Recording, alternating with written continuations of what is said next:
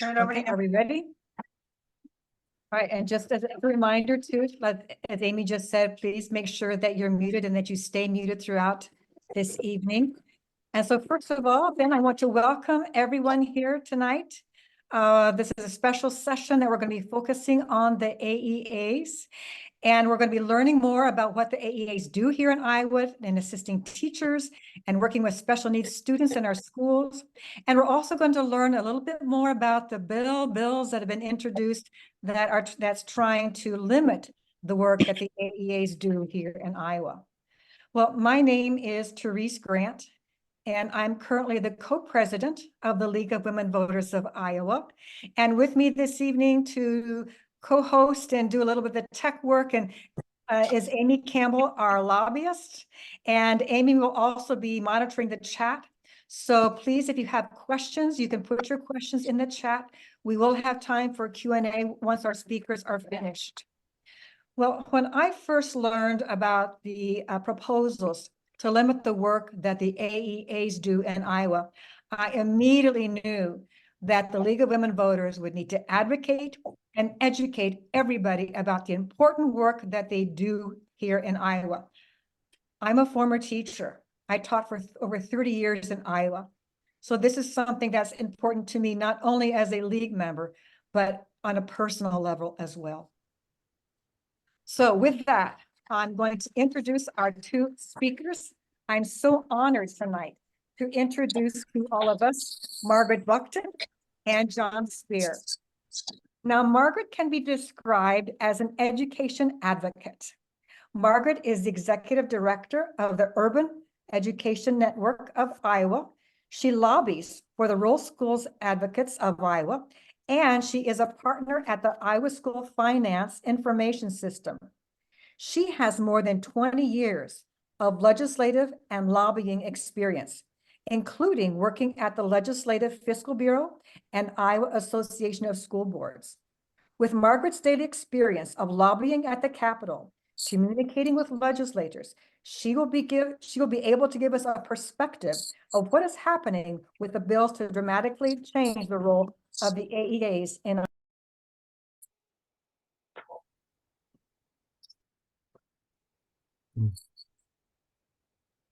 Terese, I think you just muted.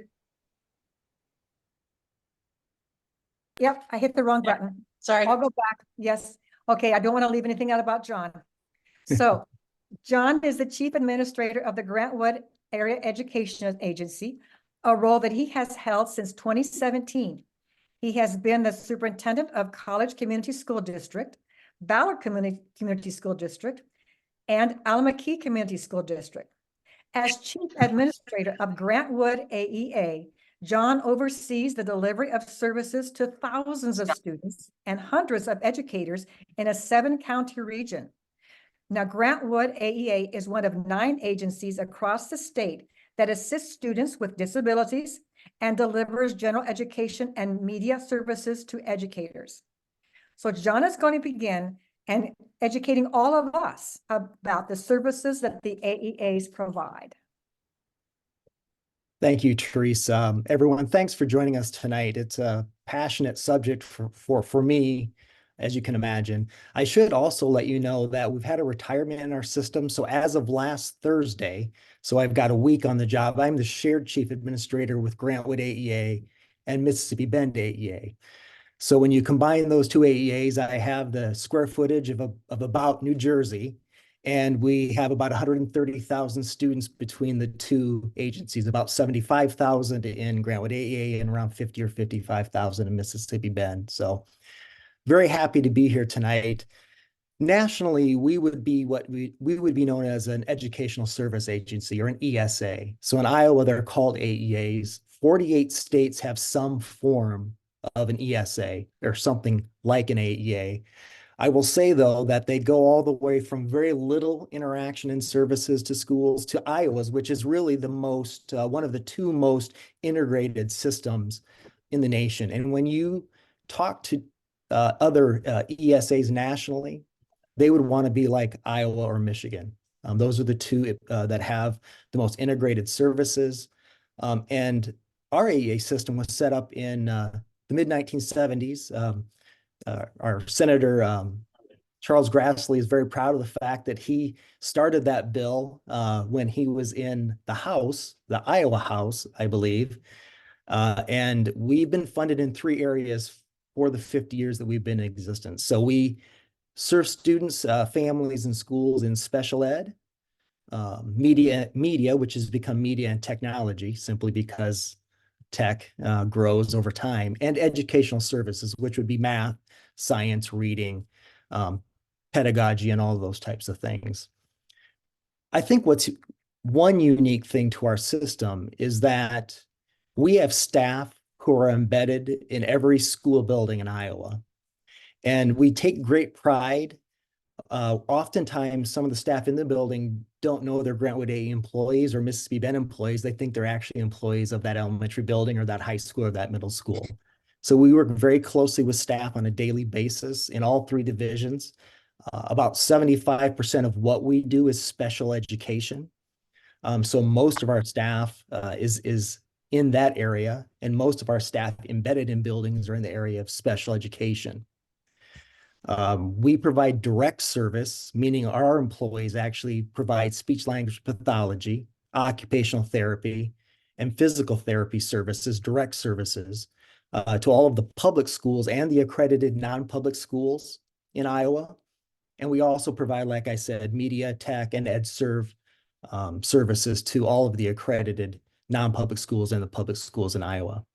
Grantwood AEA has 32 public schools and 20 accredited non-public schools, and Mississippi Bend has approximately 21 public schools, and again, around 15 to 20 accredited non-public schools. So we take great pride in the work that we do. We're partners, we're cheerleaders, we help in all 3 areas. I'd like to talk maybe a little more specifically about special ed. So 2 of the legislative tasks that the AEA system have always had are child find. So we help districts identify students who need an individual education plan or who need something beyond the regular classroom teaching or setting. And then we are also charged with general supervision. So we help ensure that districts write legal and compliant individual education plans, and that they are implemented in a legal way, but in a robust way, and that they actually are implemented on the ground like they are written.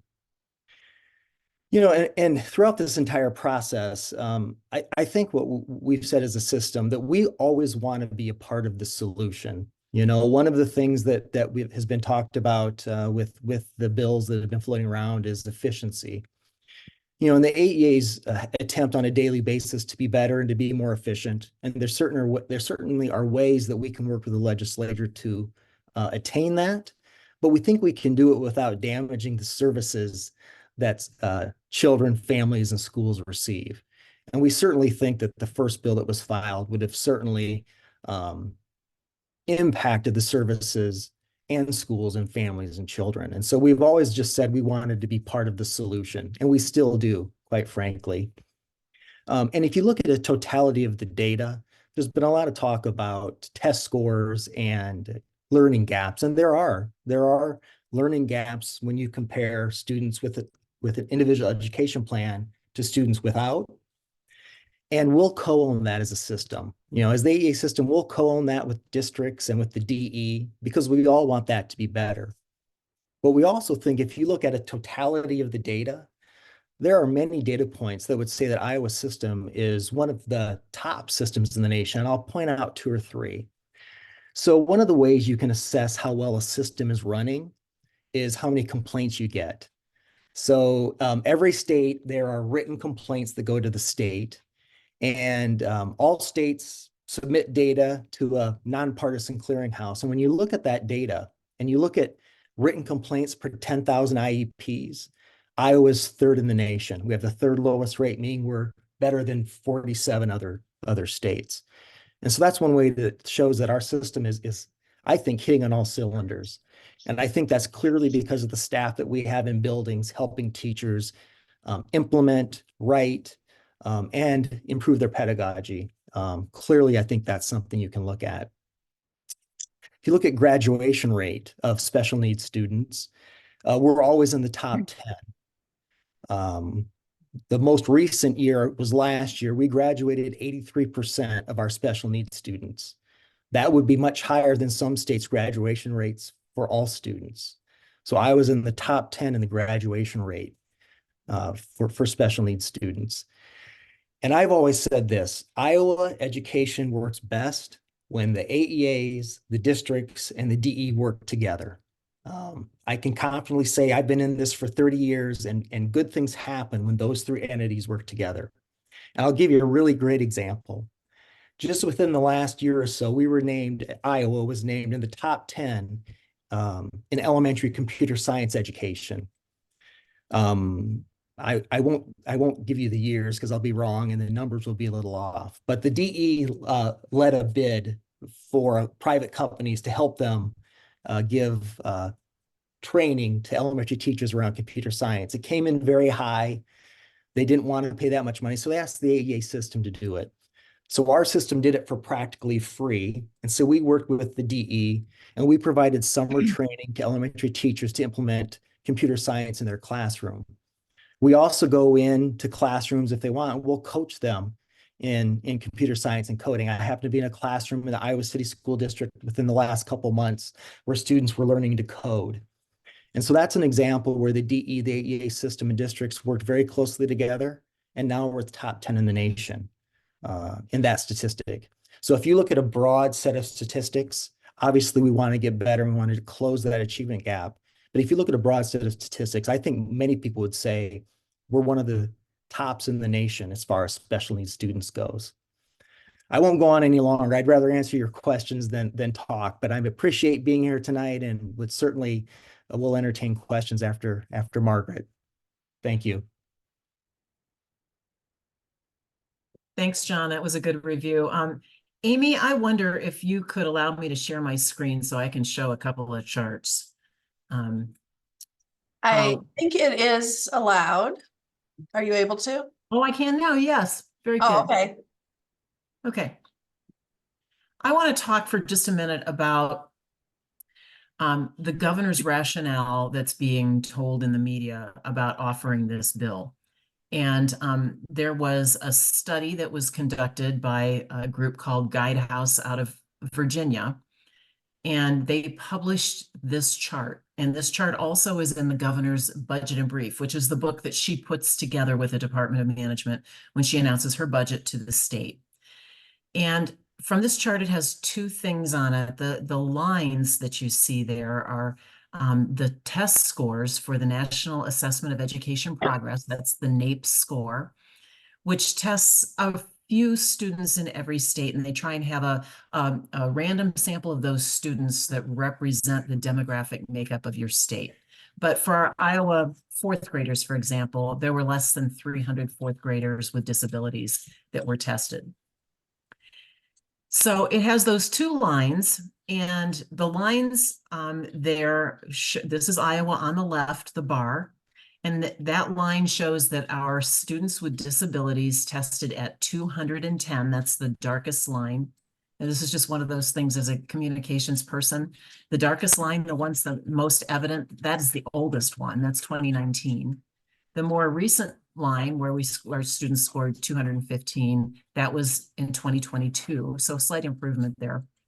But you'll see our test score, and then it shows the national average a little higher than that, and it shows Georgia, Nebraska, South Dakota, Tennessee, and Texas. Those are some states that this particular Guidehouse study looked at to see that other states were doing better than Iowa and spending less. The green bar is how much it says we spend per student. So when I look at data and talk to people about data, one of the first things that I ask them to do is to look at the scale on the bottom of a chart. And this scale starts at 200. That's the lowest score that could be on this chart. And because it's measuring the distance between 200 and 220, it looks like Iowa's test scores are 30% lower than the national average. That's the way our eyes look at the relationship here. I remade the chart. And so this is Iowa on the left, There's the national average. Georgia is next, then Nebraska, South Dakota, Tennessee, Texas. This is with a starting point of 0. So shows you the relative difference on a percentage basis that our eyes now can understand. And 2022, that orange line shows Iowa pretty darn close to the national average for our students with disabilities. The other chart is appearing out there in the media and in some of the conversations, and I do think that it's creating a false sense of urgency. And I don't want to say we're not urgent about improving the test scores for all of our students, especially our students with disabilities or our low-income students or our non-English speaking kiddos. But is this the same drastic situation that says we have to throw the AEA structure out and start over with something else? I think this would let us know if we believed NAEP test scores were the one measure, and John gave you a couple others that say we're doing pretty well. But if this was really a cry for immediate assistance, I think it would look worse than this chart tells you. The other thing about NAEP, and I just love educating people about this because there's so much misinformation out there, is that states have different control over how many of their students are participating in the test. And so this is the, oh, heaven help me, I need a life. I went into the technical tables behind the NAEP curtain and tried to find some information. And this shows that for, I'm going to look at 8th grade on the right here. And under the students with disabilities is the SD column. So it's the first one under 8th grade there. Iowa has an inclusion rate of 94% of our students identified with disabilities who are to be tested. 94% of them were. If Tennessee only tested 79% and Texas only tested 85%, and you can probably guess which students they didn't include in the testing pool, does that explain a little bit of this difference even on this chart? Or even more so where it's almost the same, but imagine 10 or 15 fewer % of the students tested. So the first thing I start with is I don't believe the narrative that is the case for change here. Although I do wholly own as an advocate for education that we have to make sure that our students with disabilities have every opportunity to succeed. The second thing about Iowa that's really important is we are one of only 2 states in the country that identify our students with disabilities because their performance is discrepant from their peers. And let that sit for just a second. If their performance is discrepant from their peers, they're not doing as well, they're not proficient. That's how we identify them. Now, there are other states that wait for a diagnosis. And we have a lot of students in Iowa, maybe students that have a diagnosis of dyslexia, who are proficient. They might be really talented and bright kids who with supports might be achieving at the top end of the spectrum, but they're proficient, so they're not discrepant from their peers. So there are students who I would say are probably proficient, who in other states would be classified as a student with disabilities who are not tested in the NAEP pool because they don't receive an IEP and special education services in Iowa. With my Urban Education Network folks, we talked about that at length last summer and really think that we need to understand that difference that Iowa has better. We need to understand it as a state. And if it's doing the best thing for kids and has a good result on all of our students doing well, then we should keep doing it. But if it isn't, if there's a better way to identify students with disabilities, we should know that too. We should know how that matters for our students' success, for how much the services cost, and maybe even for the structure of the delivery system. But making these huge changes with a very short timeline and not enough planning, that's really a problematic solution to a problem we don't understand. So having said that, I thought I'd run through some of the things that were in the bill. And then, John, you can jump in here too if there's something that you want to add in terms of the context of how that would impact, you know, what the AEAs are dealing with here. Now, the bill was introduced with a lot of surprise and not a lot of conversation with stakeholders in advance. So there have been literally thousands. Most legislators are getting thousands of emails about this. It has 9 different divisions in the bill. And the first one was a change in structure. And it basically took the AEA system and put it under the Department of Education. So our DE director would have pretty much unilateral authority over many things, over how many AEAs there were, over how big they were, or what geography they were, or how many districts or which districts they served. All of the services of the AEAs had to be approved by the DE director. And it even went into the DE hiring the head of the AEA. There was a provision in there that the chief administrators of the AEAs, so people like John, would no longer have a job either by when this bill was effective or sooner if it was enacted sooner, and the DE would make that decision.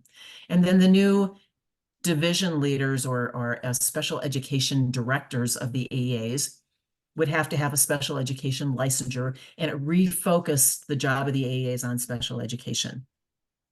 Margaret, I would say, Yeah. sorry, as I talk, especially to superintendents and other school boards, AEA boards are elected by our school boards. So the Cedar Rapids School Board, the Lone Tree School Board, our 9 board members are elected by local school boards. And in the second version of the bill, in 133 places, the decision-making power of an elected board of local people was given to the director of the Department of Education, or was struck through completely. They just didn't have the power anymore, or a handful of areas where that decision-making was taken from the chief and given to the director. And we just don't think that's democratic, and we really don't think that's local control. You know, Iowa has always prided itself on local control. And we have local people who care and know about our school districts who currently make those decisions. And we think that decision-making power should stay with our local decision makers. Thanks, John. And I'm glad you mentioned that democratic process, because, you know, when I think of the important value system of the League of Women Voters, it's about government transparency. And there are so many places where now you have a public hearing, like in purchasing property. The AEAs have to have a public hearing. They have to go through the State Board of Education to get permission to do that. And the state board has some authority there. That also has an agenda that's noticed for the public, and the media can see it, and the public can go and make comments. So much of the new process that this bill would have implemented, such as Department of Administrative Services, another state agency, would own all the AEA property. And they would have the authority to sell it and then give the proceeds to the state general fund. That was all purchased by Funds for Education to provide facilities for education. So I think in the conversations with the governor's office, that part is completely off the table, but you can't see that in an amendment yet. They've agreed to not have the DE director determine that she could just merge or dissolve an AEA. The only authority to do that would be more similar to current law, where an AEA was failed accreditation, was financially insolvent, or there is a provision if school districts, if like 20% of the school districts in the AEA petition the department to consider a merger, that's another trigger for that. I don't know that that's ever happened in our 50-year history, John. I don't think it I don't has. think so. There were 15 AEAs at the very beginning, and they've merged to 9, but they've all been voluntary mergers to this point. Right. And that's, you know, the same thing has kind of happened with school districts. We had over 4,500 school districts in the 1950s, and we're down to 325. And I think there are only 4 in our history that were dissolutions that were instigated by the state for a reason, one reason or another. So, you know, the other 4,200 figured out how to do it with their own stakeholders, which is the way you should. Another big difficulty with the original governor's bill was it eliminated 2 local property taxes that provide funding for education services and for media services. So we know a lot more about the special ed services that the AEA provides. The education services are things like professional development and improving literacy, or maybe having a math curriculum expert at the AEA that a school district can call and say, I've got to improve division of fractions for my 4th graders. What kinds of things can we do? And there are so many shared materials and services. When I started talking to people about media services, and frankly, I've learned so much in the last week that I didn't know y'all did, John. That's really important.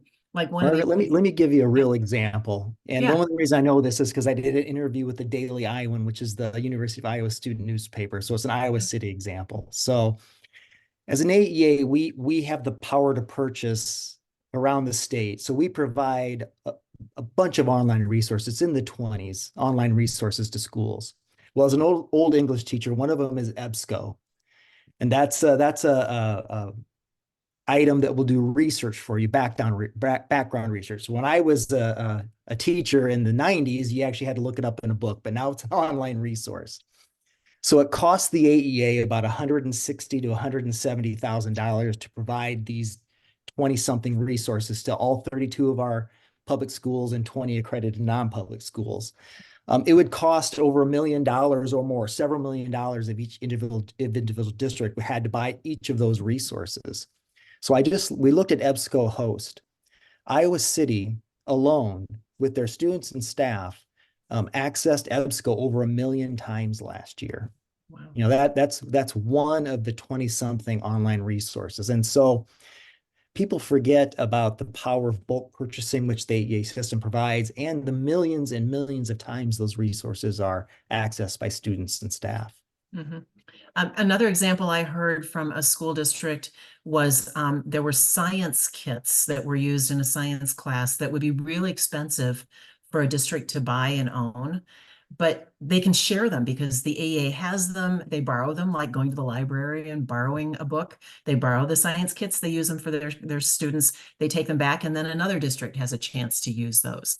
So those are two examples of what we would call an economy of scale, where you can buy something at a cheaper price because you have more purchasing power, and you can share that resource across multiple classrooms, multiple districts, in ways that districts don't have to replicate that purchase themselves. Margaret, I'll just say 30 seconds because we run the Van Allen Science Center. So we actually send the kits out. So just about every elementary and many of the middle schools in Grantwood AEA, and we also partner with 2 other AEAs.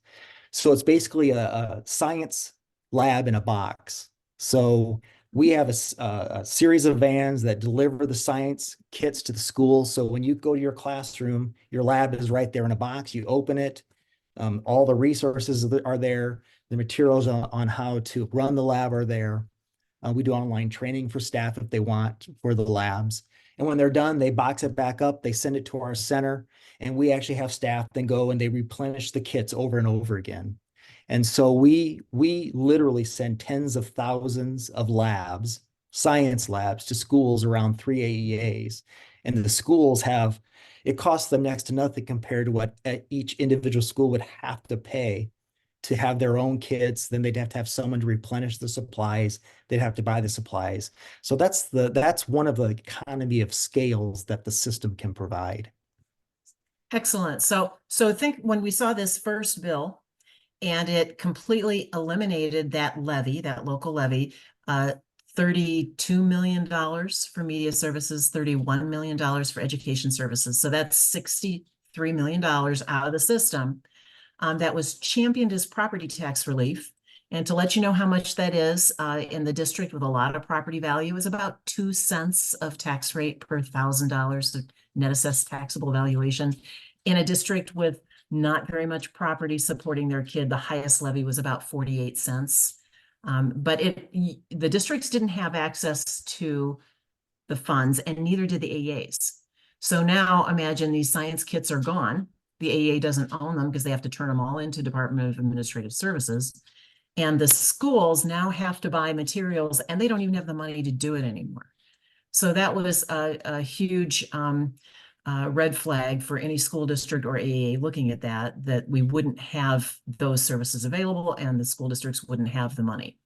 Now, the conversation has move forward. I know that legislators are hearing a lot about both of these things. The governor's office, in that one amendment, that first amendment that came out, they restored the educational services levy, and they let school districts keep that. And then the school districts could choose whether they bought those services from the AEA or from somebody else, or partnered with other districts to create their own consortium for those kinds of educational services.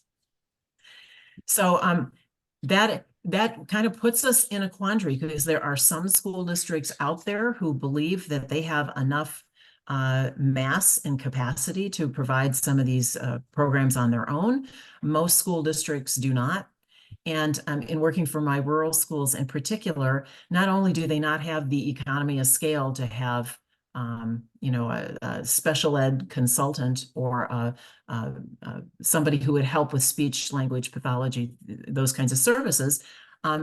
They're so busy already. Those superintendents are driving buses or even teaching a math class because they don't have a teacher. And imagine the burden of having to figure out, is the AEA going to have that service? And if not, I have to now come up with a contract or negotiate with somebody else. And it's overwhelming to think of that.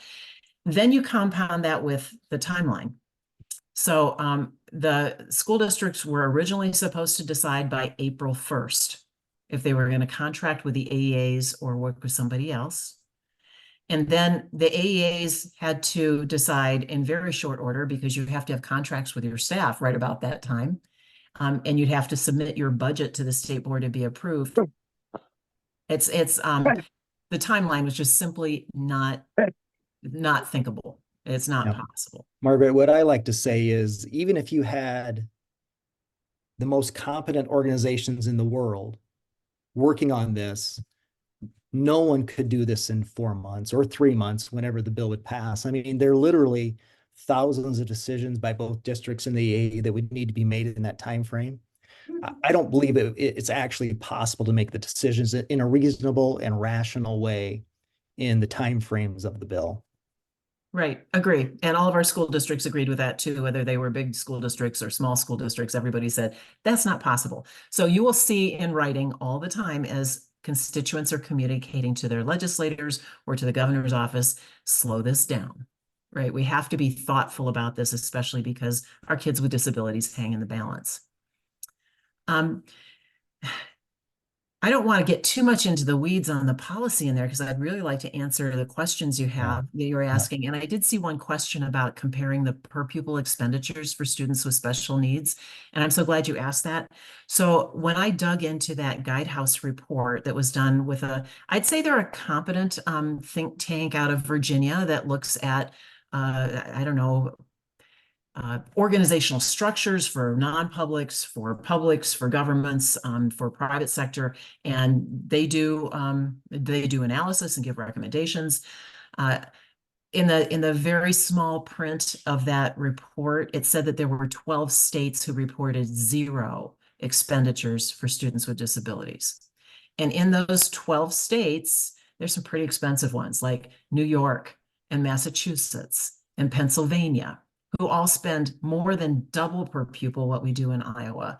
So I don't know how that impacts our above average indication if we have a lot of states that aren't included in that.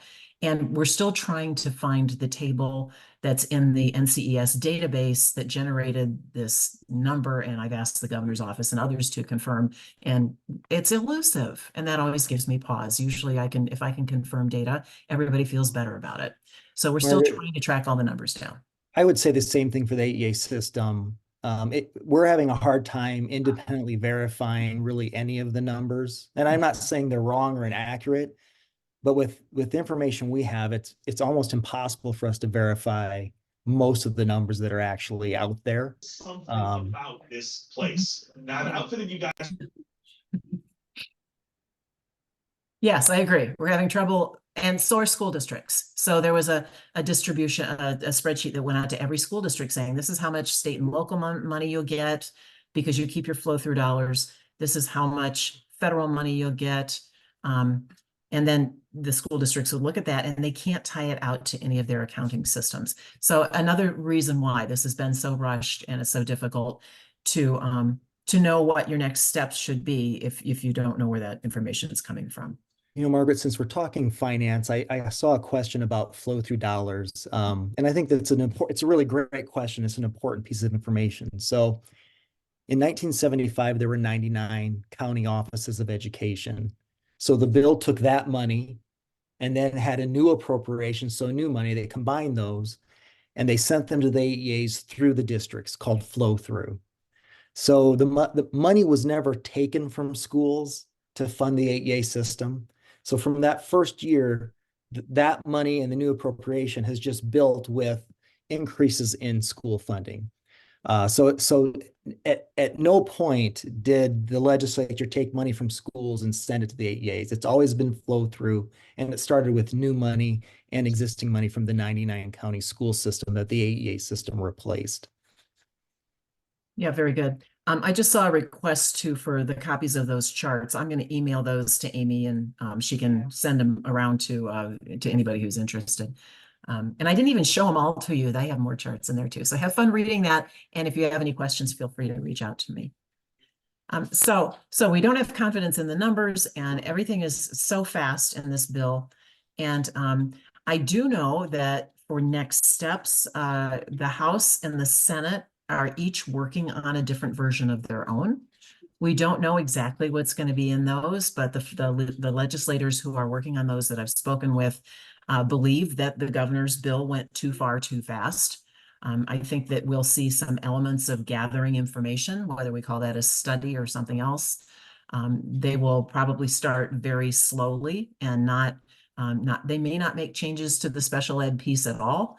And at the same time, they do have, I mean, every system can get better. We know that's true of our school districts. We know that's true of our state government and our department as well. And we know every system can get better. So if we can find those things that will improve structure or transparency or efficiency in a way that we can improve services, that's what we need to focus on. How do we know that student services are going to be better as a result of this change?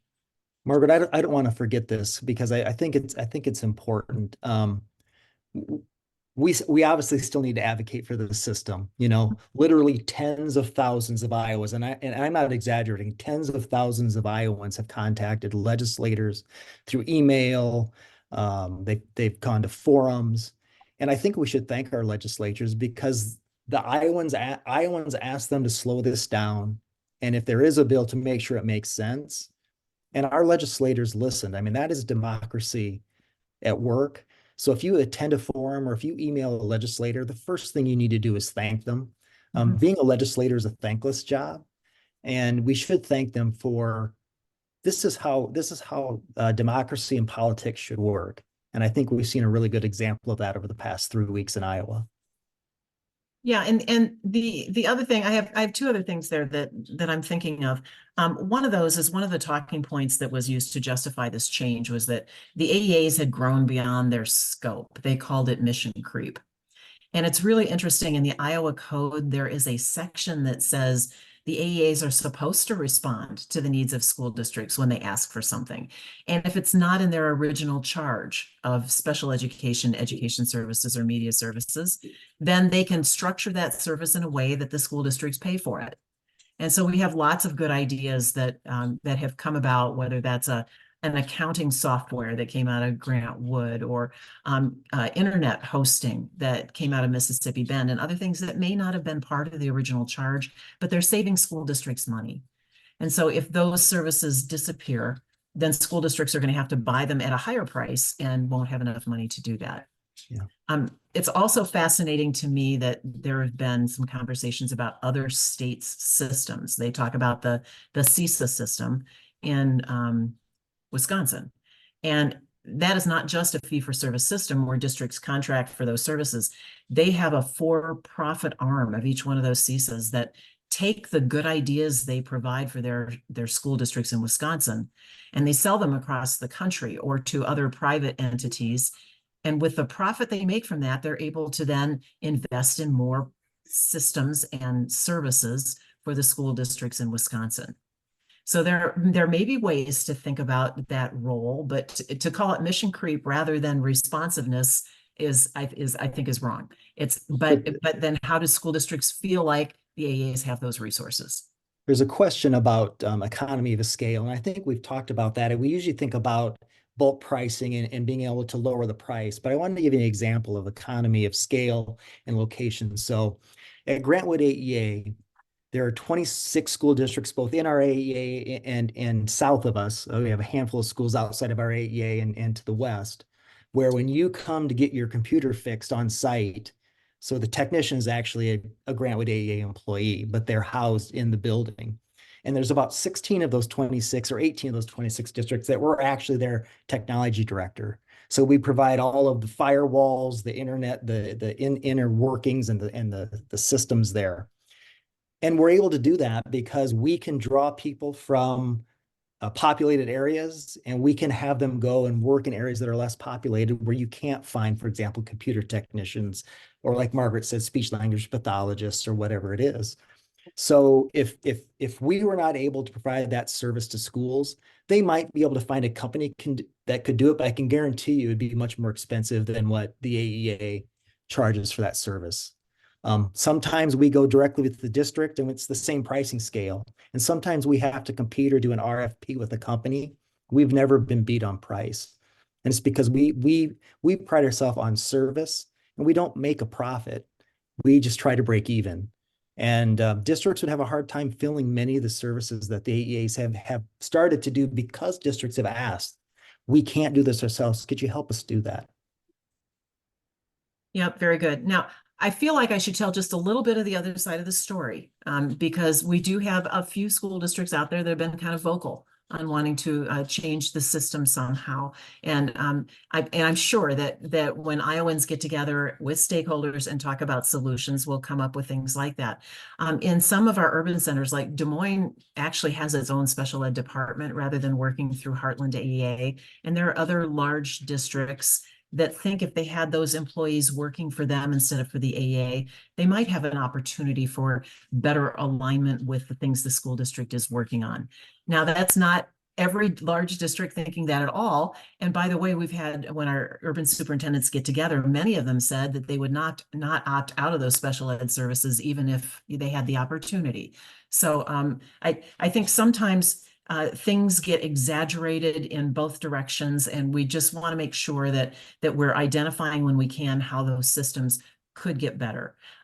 I've also heard that in some regards, if large districts had their own employees, they may be able to have fewer and allow those that are working in the system to then serve rural districts. The question is, does the money align if the urban districts is somehow based on the number of students they have? So whatever it is, there has to be some kind of a safety net or a risk pool or something if there's going to be change to make sure that our districts farthest away from services and with the smallest number of students can still access what they need. But it is federal law that we have to provide those services. So we have to figure out how to do it if there are changes that are put upon the system. Margaret, there's a question about the Iowa system of lawsuits. The fact I talked about were written complaints to the Department of Ed. That's different than a lawsuit, but we are third lowest in the nation in written complaints, meaning we have the third fewest complaints. And that's really because the AEA and the districts can work together to solve problems, usually before it gets to the point of a written complaint. But I do want to piggyback on what Margaret said. The discussions we're having are healthy.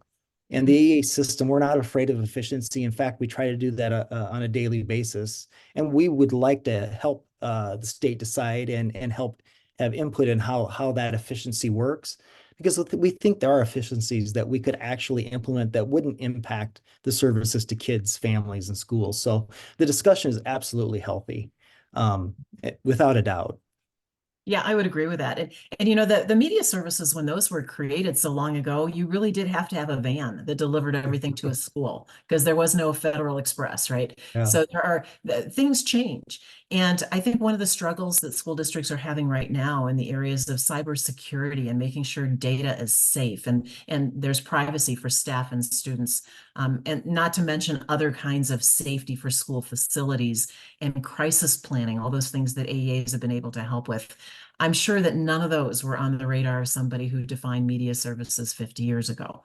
But rather than throwing out that funding system, if it needs to change to keep pace with what Iowans believe schools need right now, that's the conversation we should be having about that.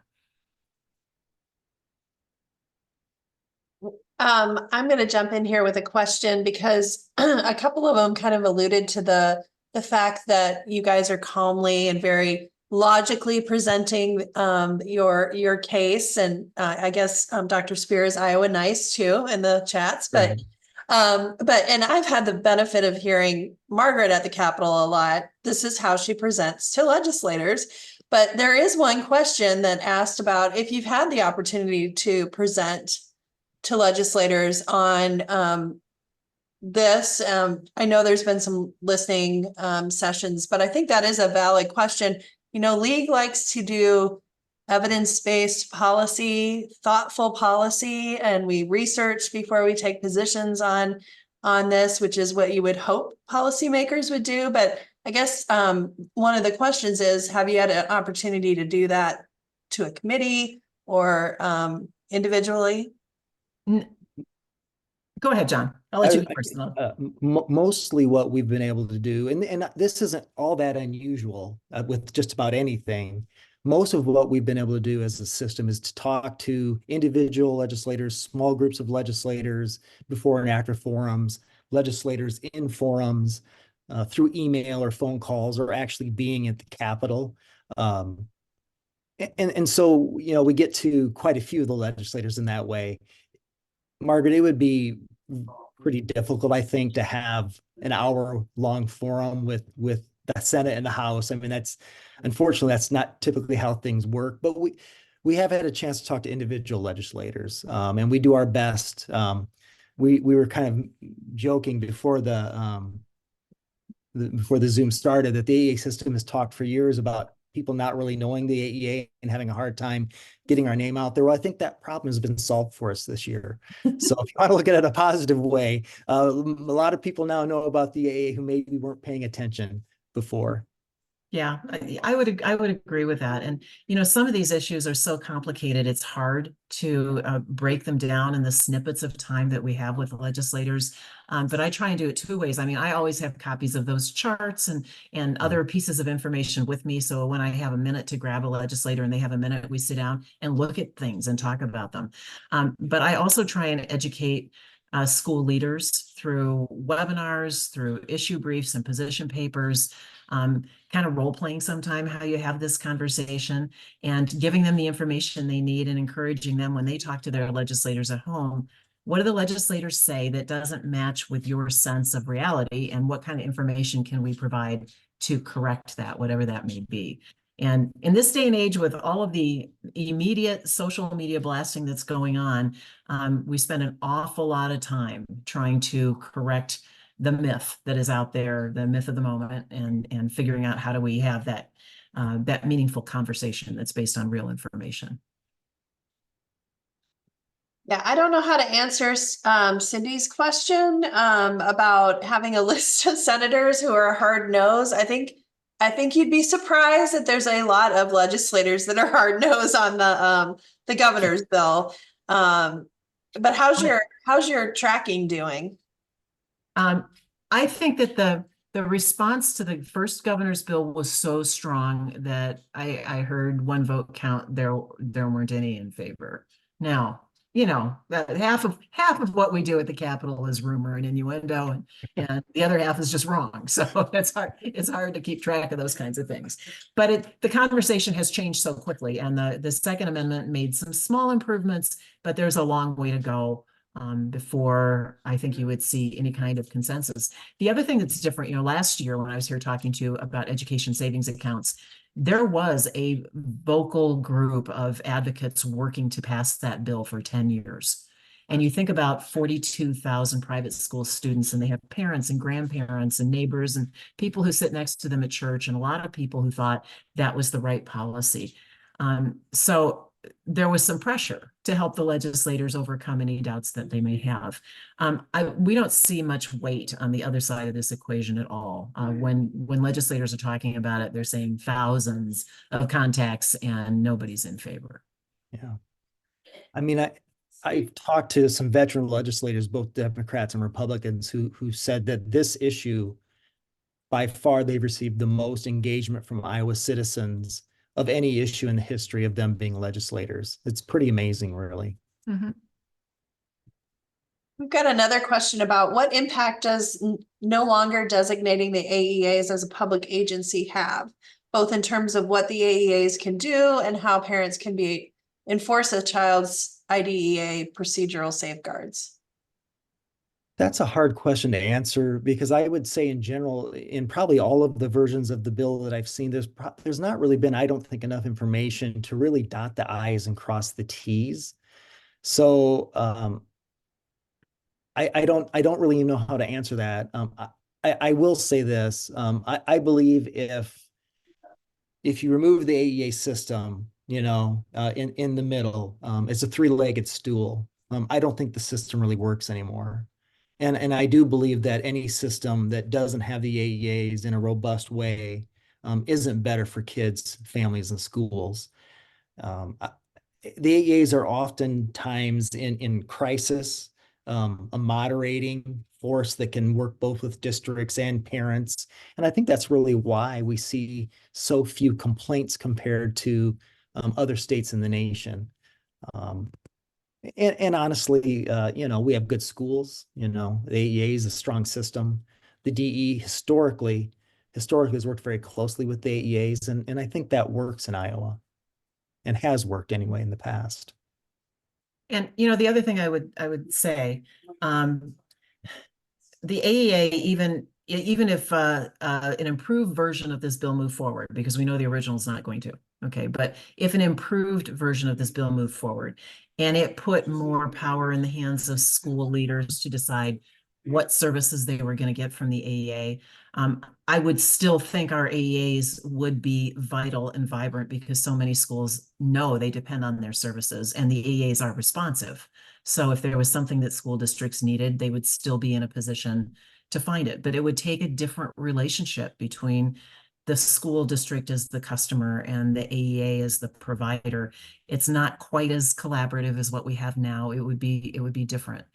And that is where I think people are fearful that it might not work out, especially if they're one of those smaller schools that don't get enough concentrated funding to exercise that muscle as a consumer, if that makes sense.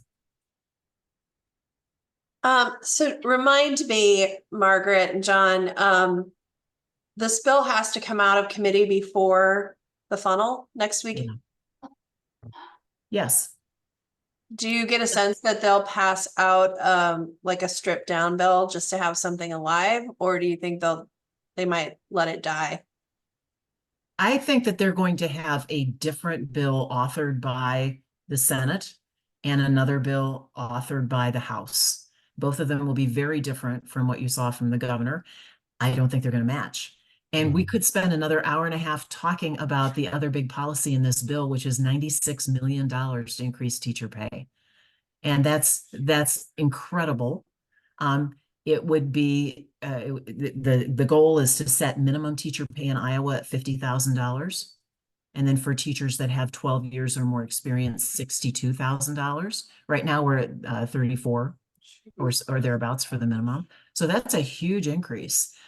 Other states are doing the same thing.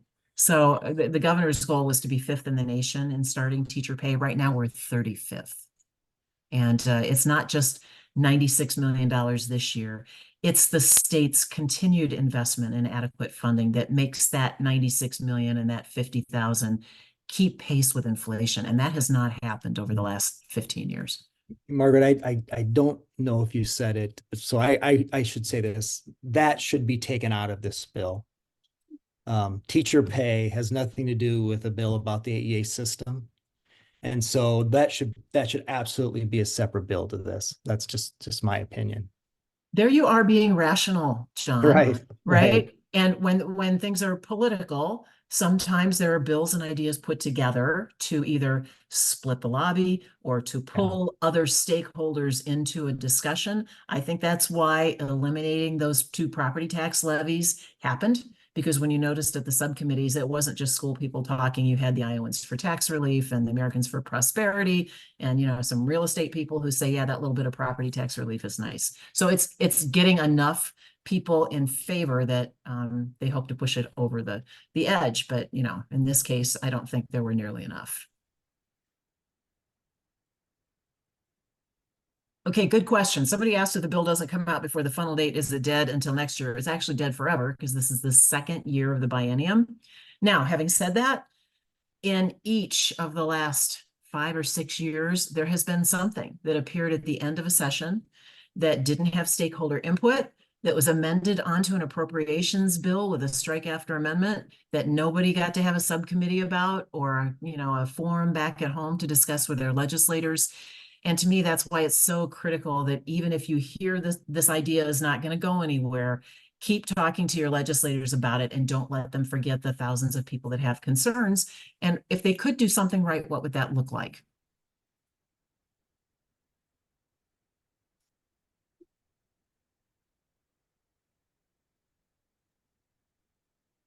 Anybody else have some questions? If you cannot put it in the chat, just raise your hand. I know some people might be on phones and that's hard to do. Will there be any hope of saving the FEPs? Yeah, that's a good question. It's separate from this bill, but the department informed all the AEAs that they would no longer support funding family education partners. So every AEA has a staff member or two who help families navigate the special ed process. They're great. I mean, everyone at our agency loves the people and the work that they do, as do our schools. It'll have to be an individual decision of each AEA. We just know that the state is ending the funding for those programs. It's unfortunate because it obviously is. I think it's a great program. If you talk to the parents and families who they've worked with over the years, they would sing their praises all day long. Margaret, do you know of something that people can sign up for to stay updated? Or is there a network that they can of advocates that are getting regular updates or Well, the easiest one is just the weekly report on the Rural School Advocates of Iowa website. So I'll just get the website and put it in the chat. And if you go to the legislative tab, you'll see the weekly report. And there's also a 5-minute video every week that kind of tells you the highlights of what's happening. And if something happens in this area, it's going to be in there.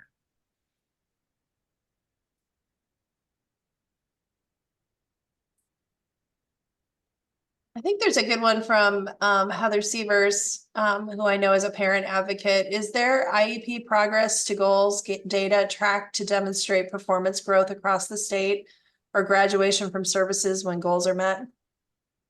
It's very hard with our current system and Achieve, the new system, to actually track goal progress statewide, but we do track exits from IEP. And I always say, as an AEA system, and I said this as a superintendent, our job is to work ourselves out of a job. I mean, our goal would be have a system where no students need IEPs, and then those that have them, they've made enough progress to not. And we actually exit thousands of students every year, and we welcome that and celebrate it as an accomplishment, you know, that they no longer need whatever service or services that they were provided. And almost all families, that is a goal as well. And so we literally exit thousands of students a year. And do you guys want to talk a little bit about the AEA services to the accredited non-public schools and the fact that you are providing services to them as well? Yeah, so our system is funded in media tech and ed services in the exact same way at accredited non-public schools as public schools. So it's a per pupil allocation. It's part of that $63 million Margaret talked about. So in that way, they're exactly the same. Special ed is a little bit different. Typically direct service, so speech language pathology, occupational therapy, and physical therapy. Those are services that are provided by AEA employees. Most of that service is provided at the accredited non-public school. Not all, but most of it is. And for a couple of reasons. One, it's better for kids and families. You don't have to take them out of the school. And it's actually more efficient for us to provide it in most cases because you have several students who need that. And then if it's an academic goal, oftentimes that's managed by the school district, and then that happens in a variety of different ways. Yeah, I also wanted to mention too, I know that some of the media services are even available to homeschool parents Right. who can access the library materials and some of the Yeah. other things too. Yeah. Go ahead, Melinda, if you, or Melinda, sorry, Linda Malloy. Go ahead and ask your question if you want to. Well, I don't know what happened to my camera, but that's fine. It's at the end of the day. You don't want to see my messy hair anyway. I think that John and Margaret have been absolutely wonderful people for us to hear tonight. Thank you so much to both of you. And on an aside, I emailed a Republican legislator about my concerns about AEAs because I'm a school psychologist and a professor, and he responded. I was so happy about it. So, there's a lot of us in the league that are doing lots of things to contact legislators. So thanks to all of you, or both of you, for being here, and Amy, for you either acquiring them or certainly supporting them being with us. Appreciate it.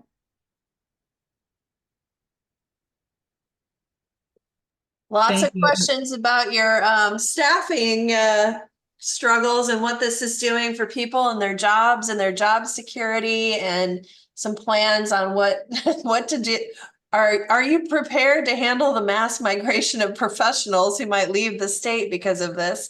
Well, I think there's some concern about your ability to retain staff as this discussion continues. right. It's a double-edged sword.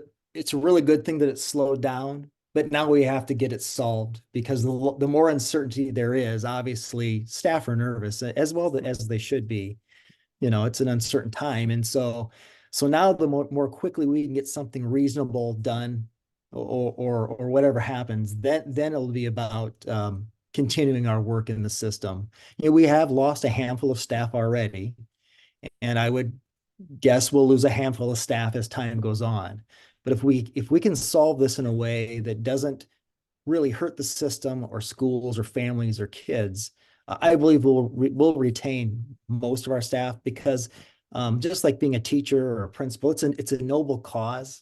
They love what they do. They love the families and children, the teachers that they work with, and they want to keep doing that. And so we're hopeful that we'll come to a rational and reasoned end to all of this, and then we'll go on and we'll be a more efficient and a better system, and we'll continue to get better.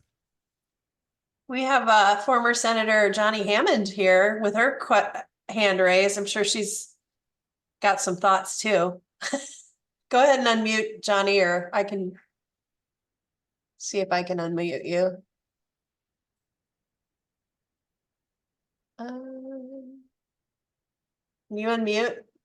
No, can't hear you. Let's see. There we go.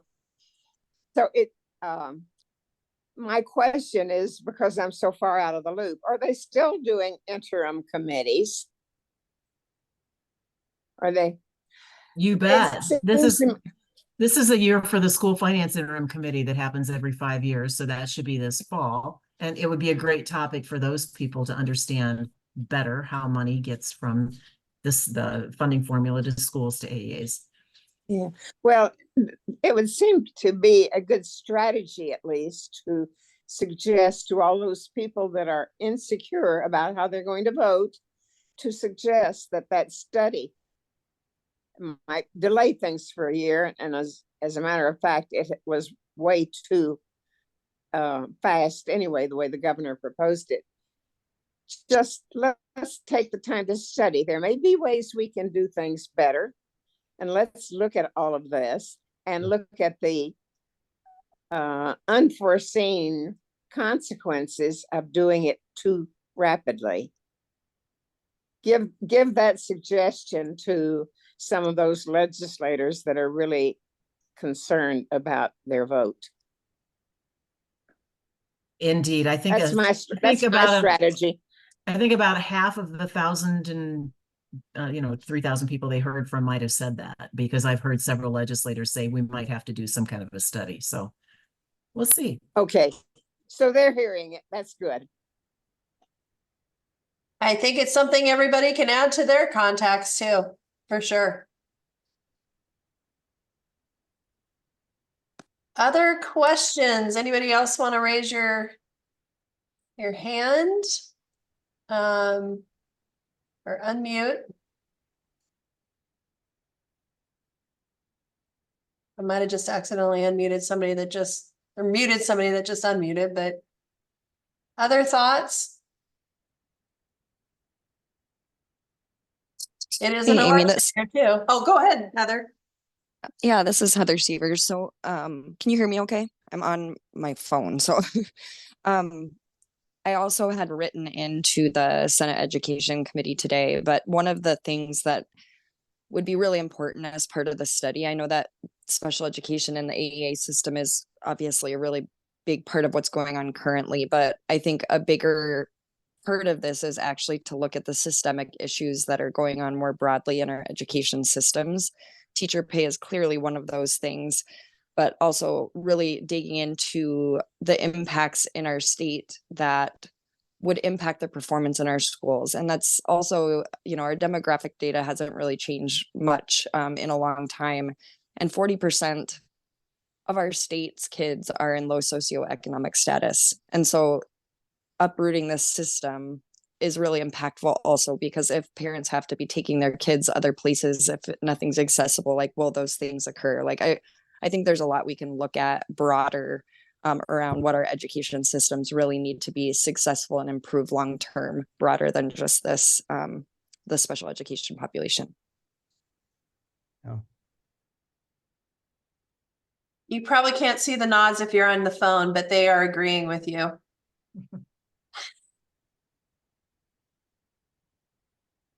Well said. And I would add to that, Heather, that we have had kind of an overwhelming recognition of mental health needs of students that has exploded in the last 5 to 8 years. And those relate to the kinds of services that AEAs provide. They don't always overlap with what you would call a special education IEP, but kids can't learn until we solve that problem and figure out how they connect to the services they need. And same situation, rural doesn't have mental health professionals. And I think Iowa, we were toward the bottom in mental health professionals per capita about 5 or 6 years ago. I think we've improved that slightly, but I haven't seen a recent statistic. Yeah, somebody asked, oh, go ahead. No, go ahead, Amy. No, I was just gonna say, do you know who wrote the bill? I don't know who wrote the bill. And I'm not sure what other state we're looking at, but it won't be law. So at least in that form. Right. Go ahead, Terese. Sorry. Yeah, well, it seems like we're maybe slowing down a little bit, but I just can't thank you, Margaret, and you, John, enough for coming this evening. And I know I have sat in on a couple sessions of learning about the AEA, and tonight another session learning about the AEA. I learn more every time. And even though I was a teacher, I taught French, so it was an area that I didn't have a whole lot of contact, but I knew the folks who were the AEA workers in my school, and I appreciate them now today more than ever. And I think that all of us who are here tonight have been energized, and I hope you have been energized, because even though our legislators received thousands of emails initially, we can't let this go. We need to keep talking to them, even if you've written to them once. Contact them again. This is not going away. Like I asked Amy earlier tonight, if the bill doesn't pass, through the funnel, well, does it mean it's dead? Not necessarily. It could come back again. Margaret said that too. Things can come back again at the very end. So we need to keep contacting our legislators about this issue. Let them know how important to us it is. Obviously, they have slowed down. Things didn't pass quickly. And let's hope that they do take some time. That's always my suggestion whenever I write to my legislators, is saying, let's take some time. Let's study this. It doesn't happen right away. As John was saying, yes, things could be perhaps a little bit better, but let's do it. And let's talk to the people involved. Let's talk to the teachers, the families, the educators, everybody to make sure that we do this in a right way and not do something that does more harm than good. So again, John and Margaret and Amy, thank you so much for this wonderful evening to learn more about the AEAs. And I think we're all going to be energized to do as much as we can to make sure that the AEA stay as strong and helpful to the people in Iowa as it has been. Thank you for having Thank us. you. Such good questions. I always love talking to you all. Yep, great discussion. Thank you. Have a good night. Thank Night. you, and we will Thank get this you. sent out with the attachments and with a recording. So thanks everybody for joining us. Thank you guys. Yeah, bye-bye. Thank you.